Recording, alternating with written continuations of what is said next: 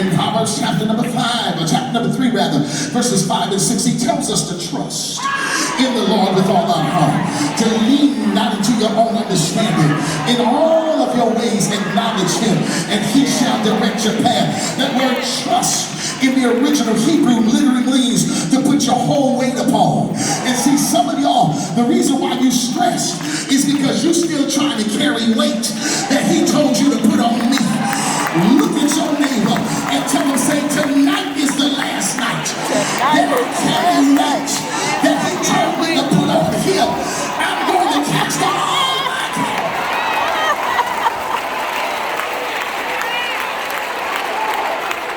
So here go, if you know what's happening.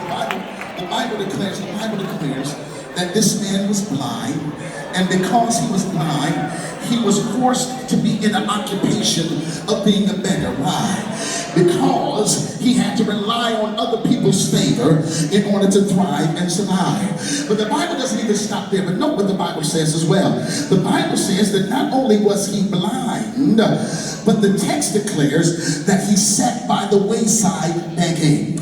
I began to talk to God, because me and God be tight like that. And I said, God, he said, yes, Marvin. I said, God, why in the world did this blind man, why did he sit by the wayside to beg? He said something that blew my mind. He said the reason why he sat there was because the people were accustomed to seeing him there as well, catch this, as he had no vision to move. Y'all missed it, I saw it go past you.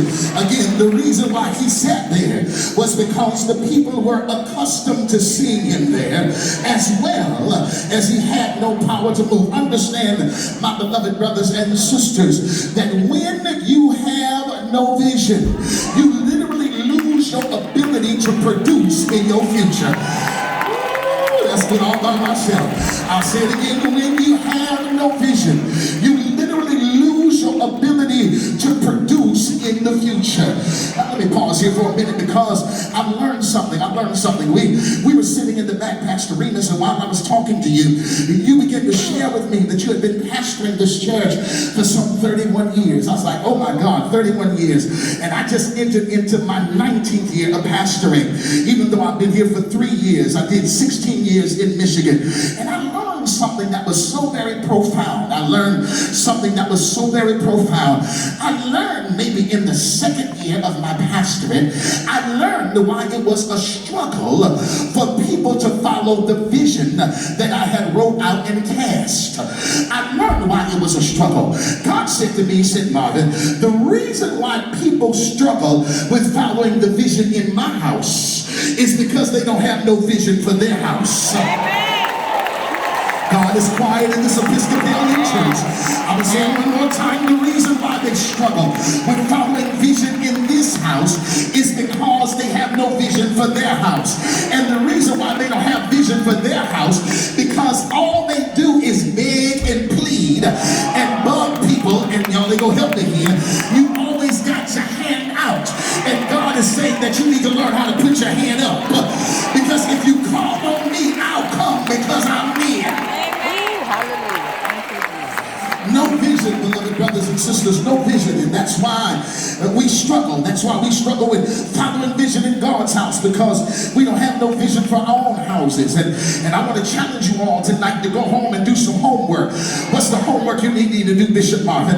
I need you to write out tonight where you see yourself in the next 5 years. I need you to write out tonight where you see yourself in the next 10 years. I need you to write out tonight where you see yourself in the next 20 years. Somebody said, well, I'm 70. Well, I understand you 70, but you still need to chart the course. You need to write the vision. Make it plain upon tablets, that those that read it may run with it. Can I pause here to tell you that you cannot run with that which you have not read, and you can't read that which you have not written? That's the reason why some of y'all stressed now, because your life is just all topsy-turvy. Any way the wind blows. It's cool with me. God sent me by here to tell you that if you're trying to get someplace, chart the course. Oh my God, look at somebody and tell them, say, you better chart your own course. Stop trying to live by other people's opinions. Chart your own course. Stop trying to live by what folk thinking. Every time you ask them how they feel about it, you shift and change. Stop listening to people that don't have the power to deliver you and make up in your mind, God, any way you bless me, I'll satisfy. So you understand what's happening here now, beloved brothers and sisters. You need to understand that you have the right division. That's why the proverbial writer says in Proverbs chapter number 29, verse 18, that where there is no vision, people perish. I'm going to say that one more time. Where there is no vision, people perish. I'm going to say that